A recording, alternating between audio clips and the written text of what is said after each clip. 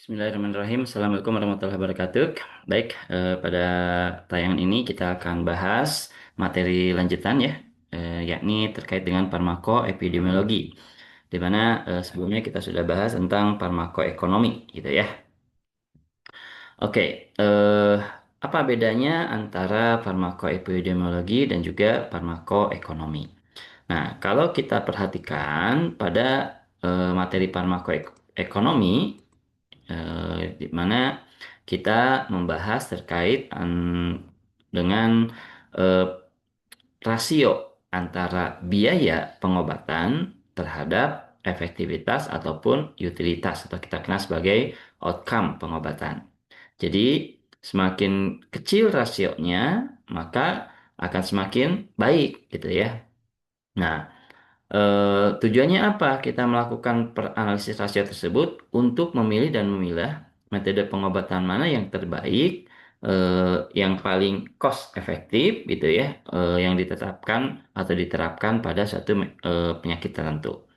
Nah, adapun pada farmakoepidemiologi, ya yang kita bahas itu lebih banyaknya adalah masih terkait dengan penggunaan obat, tapi bukan ke biaya, melainkan ke resiko-resiko atau dampak yang muncul pasca diberikan intervensi pengobatan. Nah, resiko apa sih yang biasanya muncul ketika seorang menggunakan obat? Jelas adanya atau munculnya efek samping, begitu ya.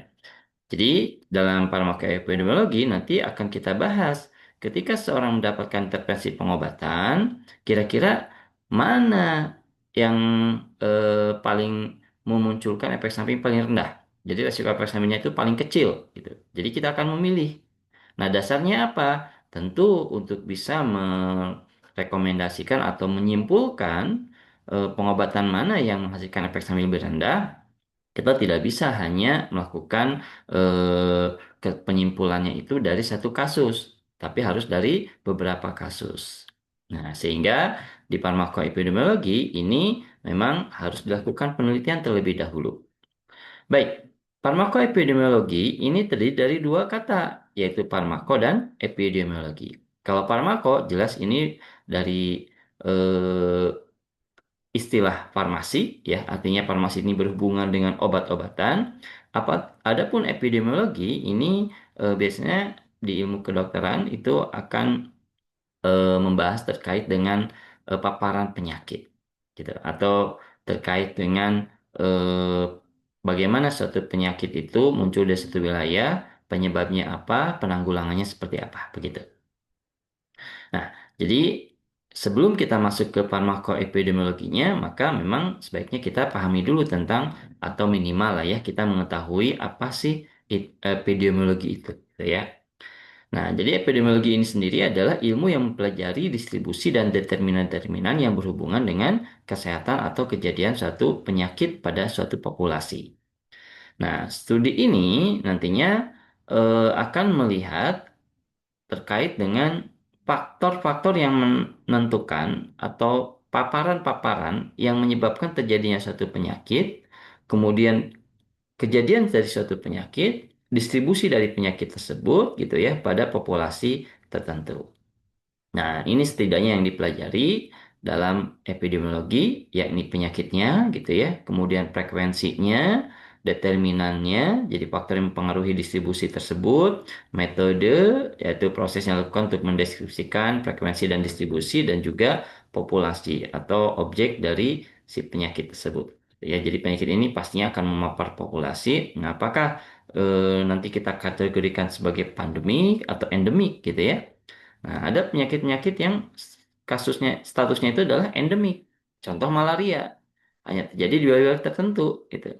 Artinya apa endemik itu? Dia tidak menyebar ke wilayah lain. Kenapa bisa jadi? Karena ada faktor lingkungan, cuaca, gen, dan sebagainya.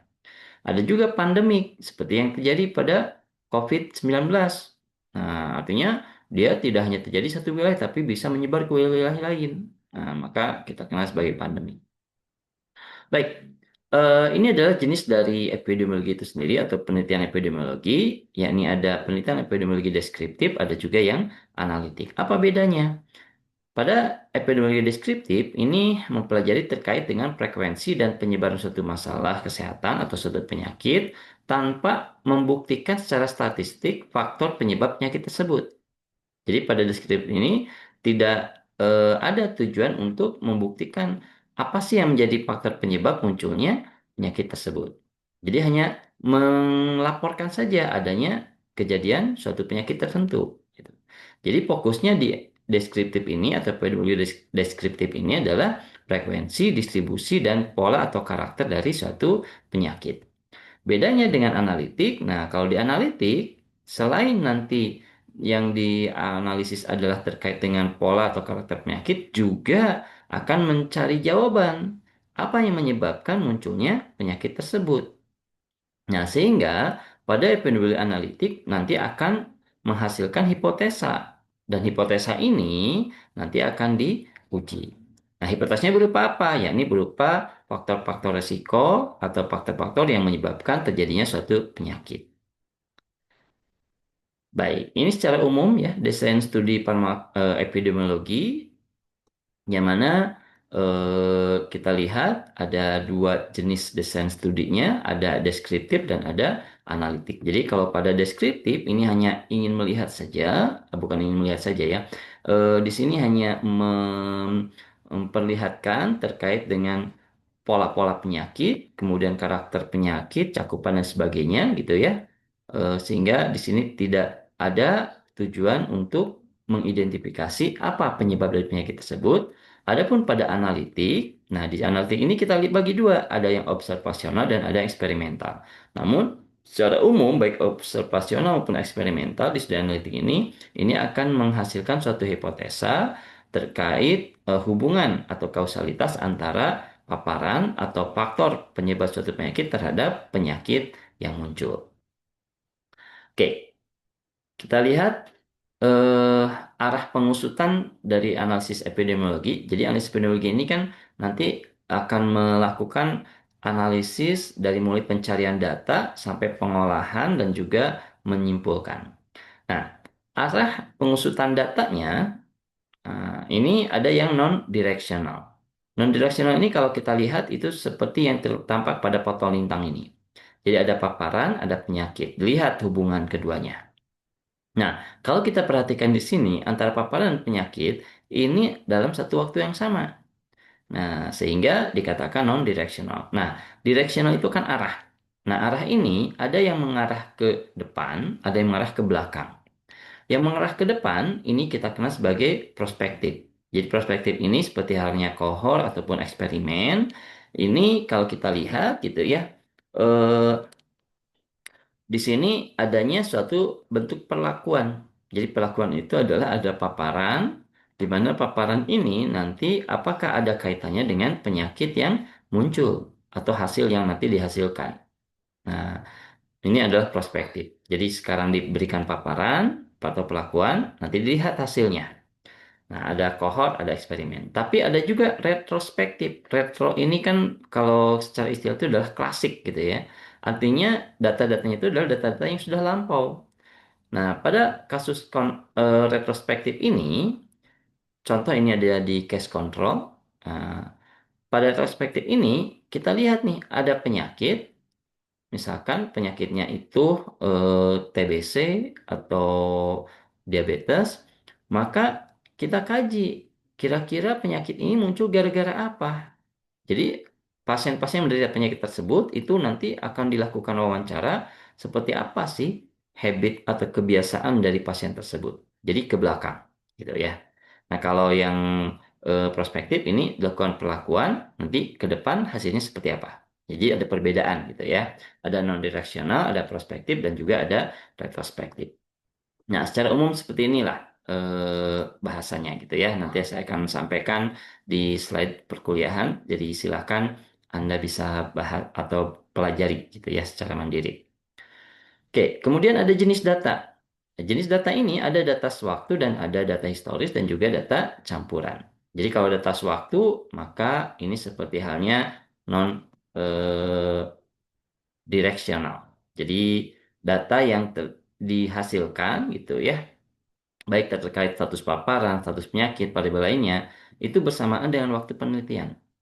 Adapun kalau data historis, ini sebelum melakukan penelitian, maka dilakukan dulu gitu ya, analisa-analisa, di mana analisanya ini eh, berdasarkan data-data yang sudah ada sebelumnya. Nah, ada dua jenis data, yakni bersumber sekunder. Artinya sumber sekunder itu kita tidak melakukan penelitian, tidak melakukan gathering data, atau tidak melakukan pengumpulan data secara langsung, tapi kita mengambil data dari orang yang sudah melakukan pengumpulan. Jadi, baik dari penelitian-penelitian dan sebagainya kita kumpulkan. Dan ada data primer. Nah, kalau data primer ini biasanya kita gathering data secara langsung, baik dengan wawancara dan sebagainya. Dan juga ada data campuran. Baik. Nah, kemudian kita mengenal ada epidemiologi deskriptif. Nah, tadi sudah kita bahas ya, epidemiologi deskriptif ini terkait mendeskripsikan distribusi penyakit pada populasi berdasarkan karakteristik dasar individu. Jadi nanti akan dilihat karakteristik penyakit, polanya, dan sebagainya. Nah, nanti ada tujuan-tujuan dari epidemiologi deskriptif ini. Case report ini adalah salah satu bagian dari analisis deskriptif atau penelitian deskriptif. Di mana case report ini atau kita kenal sebagai laporan kasus, ya secara sederhananya di sini adalah melaporkan gitu ya kasus-kasus atau manifestasi klinis, perjalanan klinis dan prognosis suatu kasus, termasuk mungkin juga apa namanya itu perkembangan dari satu kasus dari setelah diberikan perlakuan atau treatment gitu dan sebagainya. Dan di sini akan mendeskripsikan cara klinisi mendiagnosis dan memberikan terapi kepada kasus dan hasil analisis yang nanti dihasilkan. Jadi di case report ini sifatnya adalah individual. Jadi laporan dari satu kasus yang tunggal. Apakah tunggal di satu orang gitu ya, munculnya satu orang atau di satu wilayah. Misalkan gitu ya. Misalkan adanya laporan seorang menderita batuk berkepanjangan. Nah, batuknya itu dalam gitu ya. Bahkan eh, terindikasi TBC gitu. Kenapa? Karena ada muntah darahnya misalkan ya, ada batuk, ada darah yang muncul. Jadi ada kasus seperti itu, kemudian dari puskesmas akan mendatangi, kemudian juga melakukan observasi. Nah, dari gejala-gejalanya misalkan mengarah ke adanya TBC, padahal di daerah situ tuh tidak ada sama sekali TBC awalnya. Nah, maka ini kita laporkan. Nah, setelah dilaporkan, kan tidak hanya melaporkan, ada treatment tertentu. Apa biasanya kita melakukan screening juga antara dari satu orang itu nanti dari cakupan wilayahnya apakah penderita TBC itu hanya dia saja gitu ya atau menyebar ke seluruh kampung atau keluarga-warga yang lain, maka biasanya puskesmas akan meminta tuh gitu ya dari keluarga-keluarga dari tetangga-tetangga terdekat dari terkait sampel-sampel yang nanti akan diuji apakah TBC ini sudah menyebar atau hanya terkungkung gitu ya atau apa namanya itu ya hanya di satu orang itu saja misalkan. Nah, kemudian dilakukan juga treatmentnya berdasarkan SOP yang berlaku terkait TBC. Nah, jadi nanti dilakukan treatmentnya termasuk hasilnya. Nah, kemudian ini dilaporkan. Nah, ini kita kenal sebagai case report. Nah, jadi intinya case report ini adalah untuk satu kasus yang tunggal. Ada pula namanya case series. Apa bedanya dengan case report? Nah, di case series ini sama-sama epidemiologi deskriptif. Kemudian kasusnya ini tidak tunggal tapi jamak gitu ya. Artinya ada satu kasus tapi penderitanya banyak gitu. Nah, jadi penderitanya banyak. Nah, nanti di sini akan dilihat spektrum penyakit, manifestasi klinis, perjalanan klinis dan juga prognosis kasusnya dan eh, kemudian nantinya akan eh, muncul gitu ya suatu hipotesa itu ya yang akan diuji dengan desain studi analitik lainnya. Nah, hipotesa apa? Kira-kira apa yang menyebabkan munculnya penyakit tersebut? Apakah karena si pasien tersebut penderita TBC tadi misalkan ya hidupnya nggak sehat, nggak bersih gitu ya, atau dia pernah berangkat ke satu wilayah Yang wilayah itu ada suspek TBC. Nah, sehingga ketika dia pulang, maka dia mengalami TBC dan memaparkan ke yang lain. Gitu. Nah, jadi karena lebih dari satu kasus tunggal, maka ini kaitannya kita kenal sebagai case series. Jadi dilaporkan dalam bentuk case series. Nah, jadi kalau ada satu kasus ini masih case report gitu ya. Nah, tapi ketika udah kasusnya udah menyebar, udah banyak, maka ini dikatakan sebagai case series. Nah, ini perbandingannya ya. Jadi kalau di case report ini deskripsi detail untuk satu kasus tertentu, tapi kalau di case series ini akan melihat pola perkembangan penyakit pada sekelompok pasien serupa. Jadi tidak hanya tunggal. Nah, kemudian masih di penelitian deskriptif kita mengenal adanya cross-sectional. Nah, pada penelitian cross-sectional atau potong lintang, peneliti akan mengamati paparan dan penyakit secara serentak dalam satu waktu yang sama.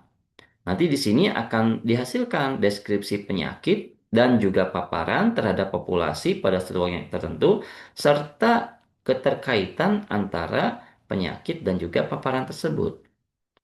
Nah, nanti dari sini akan muncul hasil berupa data prevalensi.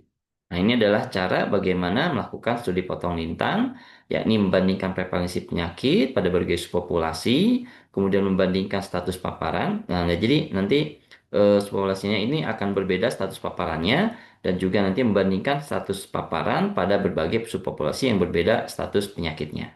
Nah, nanti akan dibandingkan. Nanti akan ketemu tuh dalam bentuk data namanya adalah ada OR, odds ratio, dan ER, relative risk. Nah, tadi ada epidemiologi deskriptif, yang berikutnya adalah analitik. Nah, untuk yang analitik, kita mengenal ada yang observasional, ada yang eksperimental. Nah, untuk yang analitik, jelas ini melakukan analisa. Berarti kalau melakukan analisa, ada tujuan atau harapan nantinya bisa diketahui. Tidak hanya sekedar pola penyakit, tapi apa potensi-potensi atau faktor-faktor yang menyebabkan munculnya penyakit tersebut. Ya. Jadi di sini akan menguji hipotesa dan menaksir atau mengestimasi besarnya hubungan atau pengaruh paparan terhadap penyakit. Jadi di sini dilakukan penelitian. Nah, ini ada tujuan-tujuannya gitu ya. Dan ada dua jenis studi analitik ini, ada observasional dan juga eksperimental. Nah, usul observasional ini adalah melakukan pengamatan, pengukuran, pencatatan, dan pengklasifikasian, perhitungan, serta menganalisis dan membandingkan perubahan variabel-variabel pada kondisi yang alami. Dan di sini, gitu ya, akan diperoleh kesimpulan yang benar secara internal tentang hubungan atau pengaruh variabel eh,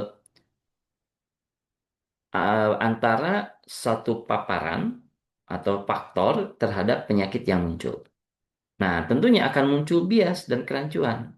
Nah, sehingga biasanya di sini karena membandingkan berarti ada yang memang membandingkan itu dia terkontrol, ada yang tidak terkontrol begitu ya. Nah, sehingga di sini memang ada eh, potensi ada standar yang digunakan. Nah, pada studi ini peneliti harus menghindari bias dalam memilih subjek penelitian dan bias dalam mengukur variabel. Nah, ini adalah bagaimana kita mencegah munculnya kerancuan atau bias. Oke, untuk studi observasional, salah satu metodenya adalah ada case control. Nah, jadi pada analitik ini, sekali lagi kita akan melihat adanya hubungan antara paparan terhadap satu penyakit. Berarti di sini untuk melihat hubungan tersebut, itu berarti harus ada kontrolnya gitu. Jadi si kontrol ini akan menjadi baseline, pembatas, apakah memang paparan itu menyebabkan positif menyebabkan penyakit atau memang tidak ada hubungan sama sekali, begitu ya. Jadi kontrol ini yang untuk melihat itu.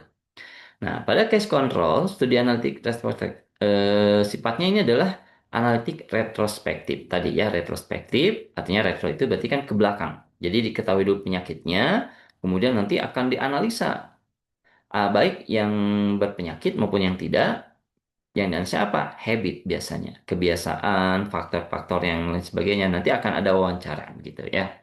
Nah, di sini akan membandingkan antara kelompok subjek yang memiliki penyakit dengan kelompok yang tidak memiliki penyakit. Jadi kontrolnya di ini adalah yang tidak memiliki penyakit, ini yang memiliki penyakit. Nah, nanti akan dilihat mereka keduanya diberikan pertanyaan-pertanyaan yang sama, ya. Di mana pertanyaan ini berisi potensi-potensi faktor yang menghasilkan kejadian. Nah, pada penelitian ini akan coba menyajikan dalam kerangka retrospektif, jadi mengukur ke arah belakang. Biasanya nanti hasilnya adalah odds ratio, itu ya. Jadi contohnya ini ada peneliti misalkan akan mengumpulkan sekelompok orang dengan kanker paru-paru dan bandingkannya dengan sekelompok orang sehat yang sama sekali tidak menderita kanker paru-paru. Nah, kanker ini akan dihubungkan dengan rokok. Jadi ada pertanyaan-pertanyaan seputar rokok dari mulai misalkan frekuensinya, jumlahnya, jenis dan sebagainya lah ya. Nah, nanti antara yang berpenyakit tadi ya punya kanker paru-paru dengan tidak berpenyakit sehat ini mendapatkan pertanyaan yang sama gitu. Sehingga misalkan kalau di kasus kejadian ini apakah Anda merokok? Iya. Apakah Anda merokok? Iya. Tapi ternyata di sini merokoknya misalkan satu harinya habis 3 bungkus, kalau ini satu hari cukup 1 batang misalkan gitu ya. Nah, jadi tercermin tuh ada hubungan antara paparan dengan kasus. Atau sebaliknya tidak ada hubungan gitu. Nah, kalau tidak ada hubungan berarti kasus ini tidak disebabkan oleh si faktor tersebut begitu ya, case control itu. Ini contoh-contoh terkait dengan case control bisa dibaca ya. Misalkan hubungan tumor otak dengan pengguna ponsel, obesitas pada remaja, kanker langka dan sebagainya. Oke. Nah, jadi sekali lagi untuk case control itu ada 2 kelompok. Jadi 2 kelompok ini, yang satu kelompok sehat, yang satu kelompok sakit, misalkan ya. Nah, yang kelompok sehat, kelompok sakit kemudian diwawancara dengan pertanyaan yang sama. Isi wawancaranya itu adalah faktor-faktor yang berpotensi menyebabkan munculnya penyakit. Kemudian ada cohort. Apa bedanya cohort ini dengan case control? Kalau case control tadi ke belakang gitu ya. Nah, jadi kalau case control ini retrospektif, nah sedangkan cohort ini eh, dia prospektif. Ya. Di mana pada cohort ini dia akan membandingkan kelompok terpapar dan tidak terpapar faktor resiko tertentu. Nah, lalu diikuti dari waktu ke waktu, jadi waktu-waktu berarti ke depan gitu ya, untuk melihat kejadian penyakit atau efek kesehatan. Ini adalah tujuannya, tapi ada kelemahan gitu ya di cohort ini, gimana desain cohort ini dikaitkan dengan waktu penelitian yang relatif lama, ya biayanya mahal, dan banyak subjek yang drop out. Misalkan ketika ada beberapa pasien yang terbiasa masuk rumah sakit, misalkan rawat jalan, dia atau rawat jalan lah ya ataupun ke puskesmas dilakukan observasi dengan proses apa namanya itu wawancara misalkan atau dari reka mediknya kemudian nanti dilihat gitu ya hasil-hasil observasi anamnesis dan sebagainya diagnosa dan sebagainya. Nah, cuman masalahnya adalah ada pasien yang hilang gitu ya. Hilang itu salah satunya misalkan meninggal dunia, misalkan atau pindah rumah sakit dan sebagainya gitu ya, sehingga datanya terhenti gitu ya. Nah, jadi pengembangan datanya tidak muncul. Nah, eh, ini menjadi kelemahan. Kenapa? Karena pasien tersebut otomatis nanti tidak bisa dilanjutkan penelitiannya untuk pasien tersebut gitu ya. Nah, kemudian ini adalah contoh ya.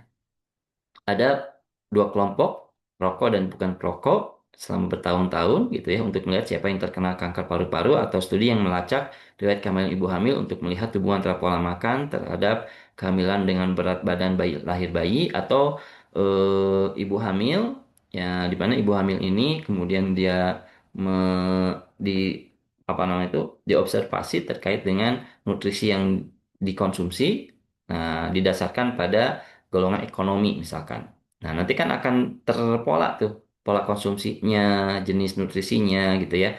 Nanti akan dikaitkan dengan eh, kelahiran dari si bayi. Seperti apa dampaknya? Nah, jadi hari ini kita wawancara, kita lakukan observasi, nanti ketika lahir, nah kita observasi kembali. ada nggak keterkaitan?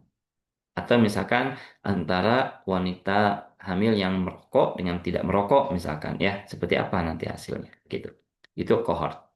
Jadi ini bedanya dengan yang case control. Kalau case control penyakitnya ketemu, kita lihat ke belakang. Apa sih yang menyebabkan penyakit itu? Tapi kalau cohort, sekarang kita analisa terkait dengan perilaku yang berbeda antara dua kelompok, kemudian dianalisa ke depan, kira-kira seperti apa dampaknya. Gitu. Nah, ini jenis penelitian kohort, contoh studi tentang merokok dan kanker paru-paru, meneliti kelompok perokok dan bukan perokok, lalu membandingkannya frekuensi kejadian kanker paru pada kedua kelompok tersebut, alkohol dan stroke, pola makan dengan denyut jantung, bahan kimia dan penyakit, kehamilan dan berat badan lahir bayi, gitu ya. Baik, nah pada cohort studi ini seperti ini gitu ya. Jadi ada populasi oleh peneliti nanti akan dilakukan pengelompokan gitu ya. Jadi pengelompokannya itu kalau di sini kan screen for healthy people. Ini apa namanya itu layar untuk orang sehat. Ya, apalah gitu ya paparannya gitu ya. Misalkan perokok dan non perokok lah ya. Yang ini misalkan tereksposur artinya dia merokok, yang ini tidak merokok. Kemudian juga nanti akan muncul gitu ya kasusnya. Nah, apakah ada kasus dia yang merokok? Apakah ada kasus yang non perokok? Kira-kira ketika dibandingkan bisa jadi meskipun dia tidak terpapar akan muncul kasus gitu. Nah, bisa jadi juga yang terpapar tidak akan muncul kasus. Begitu ya. Nah, tapi kita tidak bisa membandingkan secara tunggal. Nanti dari yang terpapar ini berapa banyak kasus yang muncul dan berapa banyak tidak muncul. Bandingkan dengan yang tidak terpapar, berapa banyak kasus yang muncul dan juga yang tidak muncul. Nah, nanti dari hasil itu akan ketahuan lah seperti apa kesimpulannya. Nah, tadi kelemahannya itu karena ini waktunya panjang gitu ya. Kalau kehamilan kan terbatas ya, mungkin 9 bulan. Tapi kan kalau merokok itu kan bisa bertahun-tahun gitu ya.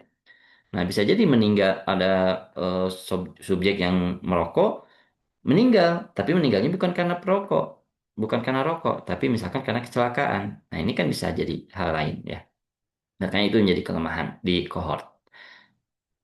Nah, secara umum, jadi penelitian ini kalau dia datanya itu adalah pada waktu tertentu, itu waktu eh, itu ya di pada waktu yang sama dengan proses penelitian. Nah, maka penelitiannya adalah cross sectional study. Jadi di cross sectional ini potong lintang ya. Nah, di cross sectional ini kita membandingkan gitu ya antara yang terpapar dengan yang tidak terpapar sebagai kontrol. Nah, seperti apa gitu ya hasilnya. Kemudian ada yang dia apa namanya itu eh, ke masa lampau datanya gitu ya atau retrospektif. Nah, ini kita kenal sebagai case control. Ada juga yang future atau cross apa namanya itu prospektif. Ini kita kenal sebagai cohort study. Baik. Nah, kalau tadi analitiknya itu ada yang observasional. Nah, selain observasional ada yang eksperimental. Artinya kalau eksperimental berarti melakukan penelitian sendiri. Dan penelitiannya itu biasanya di ruangan-ruangan atau di tempat-tempat yang terkendali. Nah, di sini adalah eksperimen ini studi di mana peneliti sengaja memberikan perlakuan. Kalau tadi kan tidak sengaja memberikan perlakuan, jadi perlakuannya itu karena dari subjeknya sendiri gitu ya. Merokok kan kita tidak menyuruh pasien merokok gitu. Tapi kita itu mengidentifikasi melalui wawancara bahwa pasien ini merokok. Tapi di sini eksperimennya itu diberikan. Jadi ada perlakuan yang sengaja diberikan. Tujuannya apa? Mengubah faktor-faktor yang nantinya ketika dihipotesa itu apakah dia berpotensi menyebabkan suatu penyakit atau tidak. Jadi tujuan dari eksperimen ini adalah mempelajari atau pengaruh atau dampak dari suatu perlakuan terhadap suatu kondisi. Di sini ada kelompok eksperimen, ada kelompok kontrol. Jadi ada yang diberikan perlakuan, ada yang tidak diberikan perlakuan. Nah, yang kontrol biasanya untuk mengelabui ya supaya ini itu juga menghindari kalau di obat ya, menghindari adanya misalkan efek psikologis dari munculnya efek obat, maka dia dikasih obat juga. Tapi obatnya kosong. Kita kenal sebagai placebo. Nah, tapi ada juga yang dia diberikan obat beneran gitu ya. Nah, ada dua jenis eksperimen di sini, ada eksperimen murni dan eksperimen kuasi. Apa bedanya? Kalau murni, kita kenal sebagai randomized controlled trial atau RCT. Nah, pernah dengar ya, setelah RCT, di mana di eksperimen murni ini kita membuat kelompok-kelompok tertentu. Jadi sesuai dengan desain penelitian kita. Ada kelompok yang berikan perlakuan, ada kelompok yang perlakuannya itu setengahnya, misalkan ada kelompok yang tidak berikan perlakuan, ada kelompok yang berikan perlakuan tapi isinya placebo misalkan. Adapun kalau eksperimen kuasi ini sama dikelompokkan, tapi pengelompokannya itu bukan oleh kita, tapi mereka itu sudah terkelompok dengan sendirinya. Jadi kita nggak bisa mengelompokkan lagi. Nah, pada eksperimen evaluasi contohnya misalkan ketika kita melakukan studi ke sekolah misalkan. Sekolah itu kan sudah dikelompokkan ada kelas A, kelas B, kelas C, kelas D gitu ya di satu sekolah itu kan. Dari kelas 3 misalnya kelas 3A, kelas 3B, kelas 3C. Kita nggak bisa merandom mereka. Jadi kelas A itu seorangnya yaitu, kelas B orangnya itu. Sehingga memang mau tidak mau eh, si kelompok itu sudah terbentuk dengan sendirinya. Jadi kita menggunakan kelompok tersebut, gitu ya. Itu bedanya antara murni dan kuasi. Jadi kalau murni mah bebas, gitu ya. Kita bisa mengelompokkan berdasarkan desain studi kita. Kalau kuasi tidak. Oke, pada eksperimen murni ini, randomized controlled trial. Jadi kita akan menguji suatu intervensi ya atau suatu metode pengobatan sebagainya. Kemudian kita bandingkan dengan kontrol eh, di mana nanti hasilnya akan kita lihat apakah ada perbedaan atau tidak. Eh, Kalau untuk kaitannya dengan manusia, maka ada hal yang harus dipenuhi sebelum melakukan penelitian. Jadi kita tidak bisa melakukan sembarang penelitian. Apa itu? Pertama, syarat harus terpenuhi. Bagaimana syarat terpenuhi? Misalkan dilakukan dulu uji tes kesehatan secara general. Jadi general check up ya.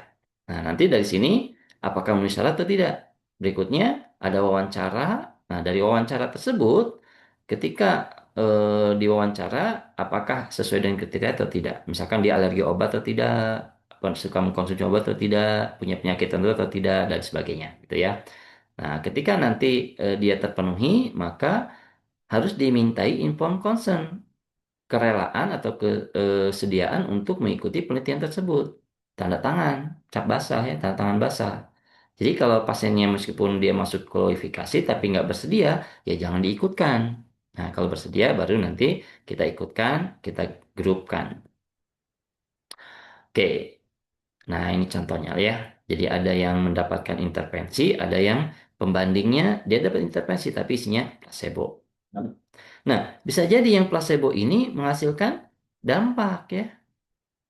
Tapi lihat dampaknya signifikan nggak dibandingkan dengan yang intervensi. Dan bisa jadi juga yang intervensi ini tidak menghasilkan dampak. Gitu ya. Nah, kalau kuasi, tadi bedanya kuasi ini si peneliti tidak bisa mengelompokkan sesuai dengan keinginannya. Gitu. Jadi peneliti ini seringkali menggunakan kelompok yang sudah ada, seperti dua kelas yang berbeda dan sebagainya. Ya. Jadi ini caranya adalah non-random. Kalau tadi random, kalau ini non-random. Kelemahannya apa? Nah, bisa jadi karena kelompoknya sudah terbentuk, eh, anggota-anggota di dalam kelompok itu tidak seragam. Contoh misalkan ya, ketika kita akan mengevaluasi suatu metode pembelajaran, misalkan. Yang satu menggunakan e-learning, ada latihan soal dan sebagainya. Yang satu tidak menggunakan e-learning, tatap muka terus gitu ya. Latihan soalnya juga sedikit. Nanti dibandingkan. Nah, bisa jadi yang dia menggunakan kuliah, misalkan menggunakan latihan soal, kemudian eh, paparannya itu banyak gitu ya, itu hasilnya banyak yang lulus. Tapi ada potensi di situ ada yang tidak lulus juga gitu. Nah, yang tidak mendapatkan perlakuan bisa jadi dia ada yang banyak yang tidak lulus, tapi ada yang lulus juga. Kenapa? Karena di sini ada faktor lain yaitu subjeknya. Subjeknya nggak bisa kita kontrol, sehingga ini menjadi kelemahan. Jadi kelemahannya itu adalah kontrol atas variabel lain tidak seketat pada RCT. Jadi di sini itu si subjek dalam satu grup itu tidak sama gitu. Nah, ini kelemahan dari eksperimen kuasi. Ini contoh-contoh untuk eksperimen kuasi. Misalkan pengaruh metode mengajar baru, berarti di kelas kan. Nah, kelas itu kan sudah terbentuk ya. Nah, nggak bisa si yang pintar kita kelompokkan, yang bodoh kita kelompokkan, enggak gitu ya. Tapi semuanya sama. Dan lain sebagainya ya, ini bisa dibaca. Dan ini terkait dengan eh, bagaimana kita melihat gitu ya, studi cohort itu eh, didasarkan pada kriteria ini. Dan ini adalah bagaimana kita memilih metode desain apa yang paling cocok gitu ya didasarkan pada masalah penelitian atau tujuan penelitian kita atau rumusan masalah penelitian kita. Contoh di sini mendeskripsikan spektrum penyakit. Nah, hanya mendeskripsikan saja kan? Berarti di sini adalah case series ataupun case report. Kemudian berikutnya, misalkan menentukan efektivitas intervensi atau efektivitas program kesehatan. Nah, maka kita bisa menggunakan eksperimen kuasi atau juga RCT. Tergantung ya. Kalau program kesehatan, misalkan di sekelompok masyarakat, nah, atau di satu kecamatan, dari kecamatan itu kan terbagi RT-RT itu. Kalau terbagi oleh RT-RT, maka kan tidak bisa kita kelompokkan secara sendiri karena sudah terbentuk gitu. Sehingga di situ ada eh, orang-orang yang sistem imunnya baik, ada yang imunnya lemah. Nah, beda dengan yang RCT. Kalau RCT misalkan intervensi kita di suatu intervensi di mana kita bisa mengelompokkan mana yang akan dikasih obat ini, maka mana yang akan dikasih obat ini dan sebagainya didasarkan pada profil eh, si objek tersebut misalkan ya. Nah, kemudian kita mengenal ada ukuran asosiasi. Jadi dalam ilmu epidemiologi ini ada ukuran asosiasi, yakni ada rasio dan juga ada perbedaan efek. Jadi kalau rasio ini sifatnya adalah absolut, maaf, relatif ya, sedangkan efek ini perbandingannya absolut. Jadi ada relatif dan ada absolut. Ukuran asosiasi relatif ini adalah ukuran rasio atau perbandingan relatif. Ini adalah rasio dari dua frekuensi penyakit yang membandingkan antara kelompok yang terpapar dengan kelompok yang tidak terpapar. Jadi di sini itu hasilnya masih relatif. Jadi ada potensi gitu ya. Jadi tidak absolut. Contoh misalkan ya, eh, ada orang yang merokok dengan tidak merokok. Nah, yang merokok dan tidak merokok, kemudian setelah sekian lama gitu ya, diwawancara dan sebagainya, kemudian dari kelompok perokok ada yang mengalami gagal jantung, ada yang tidak mengalami gagal jantung. Yang tidak merokok ada yang mengalami gagal jantung, ada juga yang tidak mengalami gagal jantung. Nanti dirasiokan tuh keduanya. Nanti akan muncul, oh merokok ini berpotensi menyebabkan gagal jantung. Nah, kenapa dikatakan berpotensi? Karena tidak selalu yang merokok ini mengalami gagal jantung. Gitu. Tapi yang absolut, nah kalau absolut itu pasti akan terjadi. Contoh misalkan, seorang yang disuntik pasti sakit. Jadi ketika dia disuntik menggunakan jarum suntik pasti akan merasakan sakit, gitu ya. Nah, eh, siapapun itu ketika dia disuntik dengan jarum suntik, maka dia akan merasakan sakit karena suntikan itu. Maka itu adalah absolut gitu. Jadi eh, tidak terbantahkan lagi gitu ya.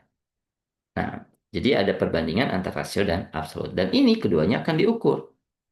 Nah, untuk yang relatif ini kita mengenal ada relatif risk gitu ya dan juga ada odds ratio. Nah, relativis ini apa? Ini mengukur kemungkinan mendapatkan penyakit pada kelompok yang terpapar dibandingkan kelompok yang tidak terpapar. Jadi kelompok yang tidak terpapar juga ada potensi mendapatkan penyakit. Nah, di sini akan kita lihat seberapa besar sih kaitannya. Maka kita kenal ada relative risk. Relative risk ini akan menghitung rasio antara probabilitas kejadian pada kelompok terpapar terhadap probabilitas kejadian pada kelompok yang tidak terpapar. Seperti apa sih relative risk-nya gitu. Kalau RR-nya sama dengan satu berarti faktor itu tidak atau bukan penyebab kejadian, tidak hubungan. Jadi kalau seandainya R-nya sama dengan satu, berarti oh merokok itu tidak ada kaitannya dengan gagal jantung gitu. Tapi kalau RR-nya lebih dari satu, ini asosiasinya berarti positif nih ya. Nah, berarti ada peningkatan risiko antara individu yang terpapar. Jadi kalau lebih dari satu berarti kan yang atas itu lebih besar dibandingkan yang bawah. Maka, oh ada kaitan nih antara merokok dengan gagal jantung. Gitu. Kalau kurang, nah mengindikasikan bahwa suatu asosiasi yang negatif atau penurunan risiko di antara individu yang terpapar. Nah, kalau kurang berarti tidak ada hubungan gitu ya. Jadi kalau kurang itu lebih, oh berarti gagal jantung itu tidak disebabkan oleh merokok gitu. Tapi disebabkan oleh yang lain misalkan. Artinya kalau di sini ini lebih besar dibandingkan dengan yang atas atau setidaknya sama dengan gitu ya. Ini contoh ya, dari 1.000 perokok 90 orang menderita kanker paru-paru dan dari 1.000 orang yang bukan perokok 30 orang menderita kanker paru-paru. Jadi meskipun dia tidak terpapar tapi dia menderita kanker paru-paru. Nah, nanti akan dilihat tuh RS-nya adalah 3. Berarti kalau 3 lebih besar dari satu positif ya. Artinya, nah, besaran risiko yang ditanggung oleh perokok untuk terkena kanker paru-paru 3 kali lipatnya dibandingkan yang tidak merokok. Jadi yang tidak merokok juga ada potensi, yang merokok ada potensi tapi lebih besar 3 kali lipatnya, begitu ya. Itu relatif risk. Odds ratio ini merupakan rasio dari dua odds. Nah, berarti kita harus mencari odds masing-masing. Antara odds apa saja? Antara kontrol dengan yang terpapar. Jadi antara kasus atau mengalami kejadian dengan yang kontrol. Nah, nama lain dari odds ratio ini adalah odds relatif atau rasio cross product. Odds ini kita melihat, ya kita hitung dengan cara merasiokan antara probabilitas suatu kejadian terhadap probabilitas suatu kejadian yang tidak terjadi. Jadi antara yang terjadi dengan yang tidak terjadi. Jadi kalau odd kasus misalkan di sini adalah A per B, gitu ya. Kontrolnya ada di sini yaitu C per D. Nah, odd ratio ini adalah rasio antara kasus terhadap kontrol. Jadi A per B per C per D. Sehingga ini bisa naik ke atas menjadi A kali D per B kali C. Seperti ini ya. Nah, interpretasinya bagaimana? Sama seperti relative risk. Odd ratio sama dengan satu, maka tidak ada asosiasi. Ketika odd ratio-nya lebih dari satu, maka ada asosiasi positif. Berarti ada hubungan. Itu ya, antara kasus dengan terjadi ya, kejadian. Ya. Nah, tapi kalau kurang dari satu, maka tidak ada hubungannya. Sama seperti yang sama dengan satu. Maka kasus atau kasus ini tidak berkaitan dengan kejadian. Seperti itu. Oke, ini contohnya. Silakan nanti dilihat ya. Nah, tadi relatif. Kalau sekarang adalah absolut. Ukuran perbedaan efek atau perbedaan absolut adalah perbedaan antara ukuran frekuensi penyakit suatu kelompok terpapar dan kelompok yang tidak terpapar.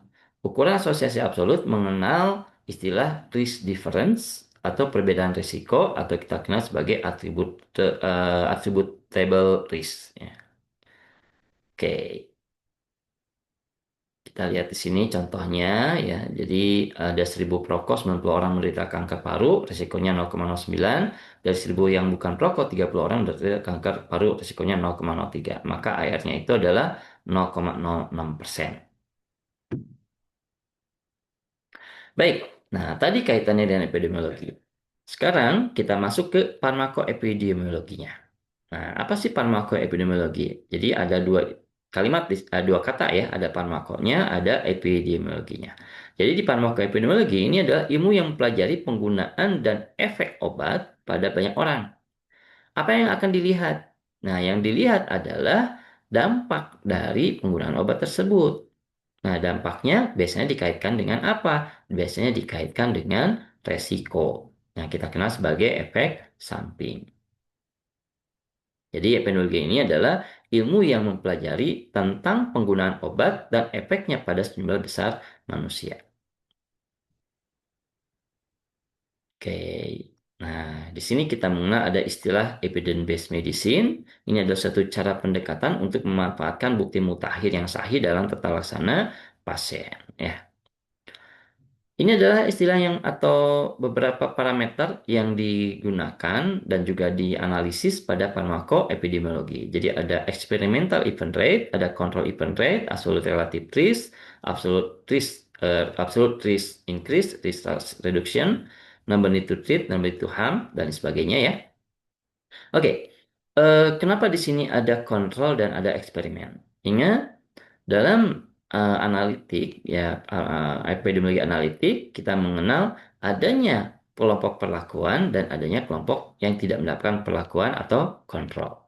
Nah, yang mendapatkan perlakuan ini kan tidak semuanya menghasilkan gejala atau efek gitu ya. Ada yang tidak menghasilkan efek juga, makanya kita lihat berapa event rate-nya. Nah, kita kenal sebagai experimental event rate. Begitu pula pada kontrol. Kontrol ini meskipun tidak berikan perlakuan, belum tentu semuanya bersih. Bisa jadi ada juga yang terkena paparan, maaf, terkena atau mengalami insiden. Maka kita hitung juga sebagai control event rate.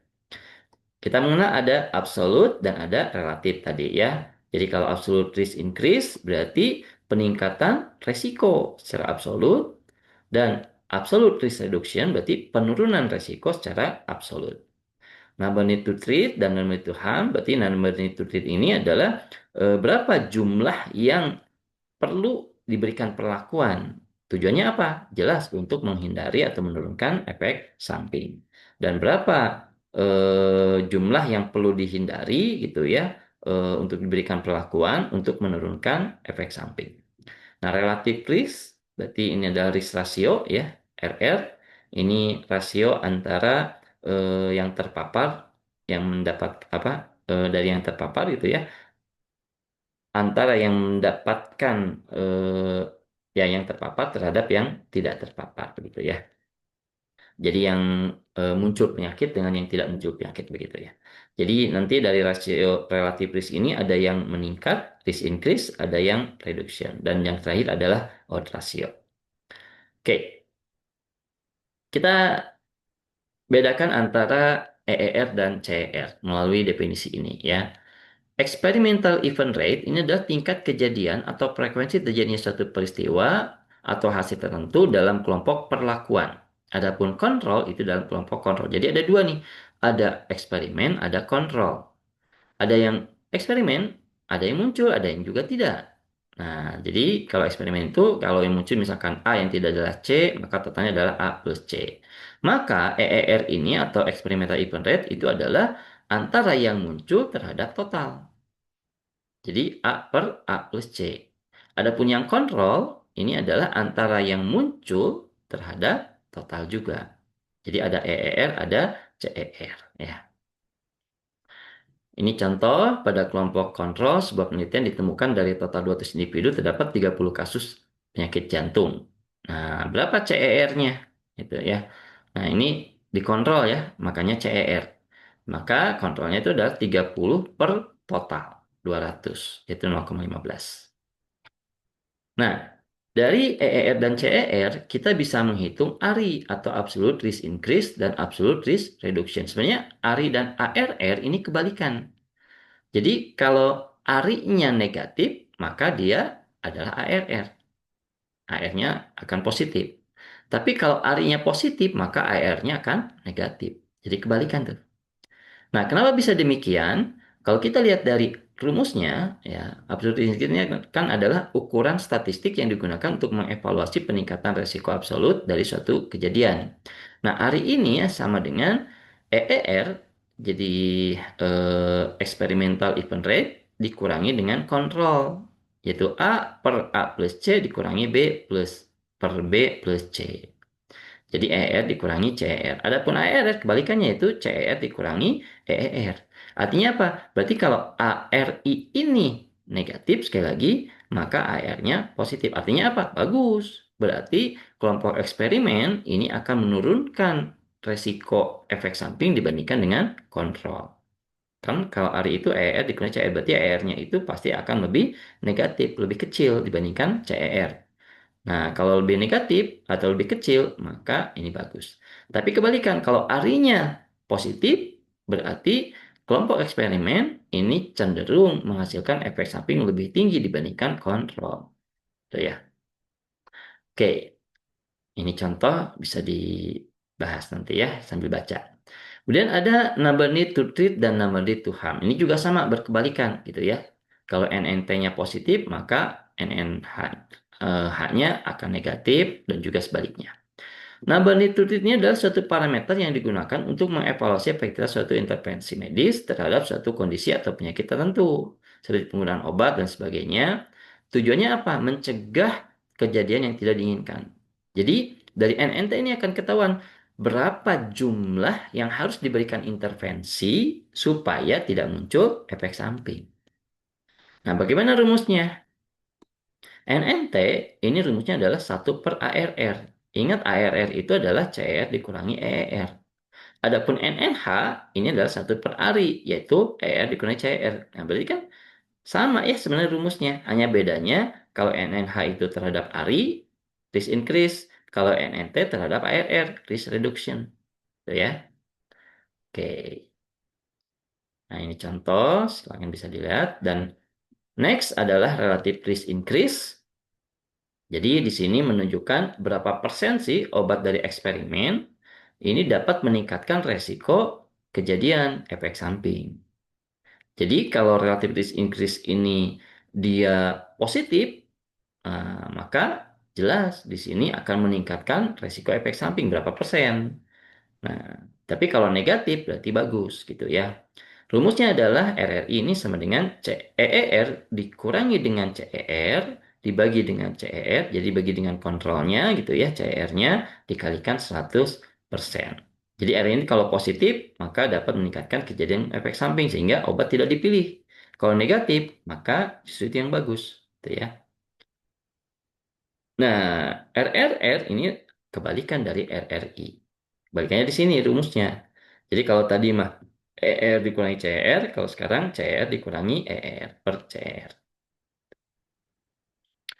Kemudian kita mengenal ada relative risk. Nah, kalau relative risk ini perbandingan antara kejadian gitu ya pada apa namanya itu eksperimen terhadap kontrol. Ya. Jadi RR ini adalah ukuran yang digunakan membandingkan risiko kejadian pada satu peristiwa atau hasil di antara dua kelompok yang berbeda antara eksperimen terhadap kontrol. Jadi eh, EER per CER dikalikan 100%. Nah, kalau kita perhatikan dari sini berarti kita harus menghitung dulu, paham dulu EER dan CER gitu ya. Dan terakhir adalah odds ratio. Nah, kalau odds ratio tadi sudah kita bahas sebenarnya gitu ya. Jadi ini rasio ini adalah statistik yang digunakan untuk mengukur kekuatan hubungan antara dua kejadian atau variabel. Jadi nanti kita hitung dulu odds masing-masing. Ingat odds itu adalah antara yang muncul terhadap yang tidak muncul. Jadi contoh eksperimen antara A terhadap C. Dan kontrol adalah B terhadap D. Maka odds rasionya adalah A per C dibagi B per D. Maka akan sama dengan A kali D per B kali C. Interpretasinya sama gitu ya. Jadi kalau sama dengan satu atau kurang dari satu menunjukkan bahwa tidak ada hubungan atau hubungannya negatif. Tapi kalau positif berarti dia hubungannya positif atau berpotensi meningkatkan resiko kejadian begitu ya. Nah ini apanya itu resume dari rumusnya. Jadi Anda bisa pelajari dan ini adalah contoh-contoh soalnya. Jadi bagaimana menghitungnya silakan juga bisa Anda pelajari. Baik, saya rasa itu yang bisa saya sampaikan dan bisa kita bahas terkait dengan farmakoepidemiologi. Ya, kita akan lanjutkan pada bahasan berikutnya. Sekian, Wassalamualaikum warahmatullahi wabarakatuh.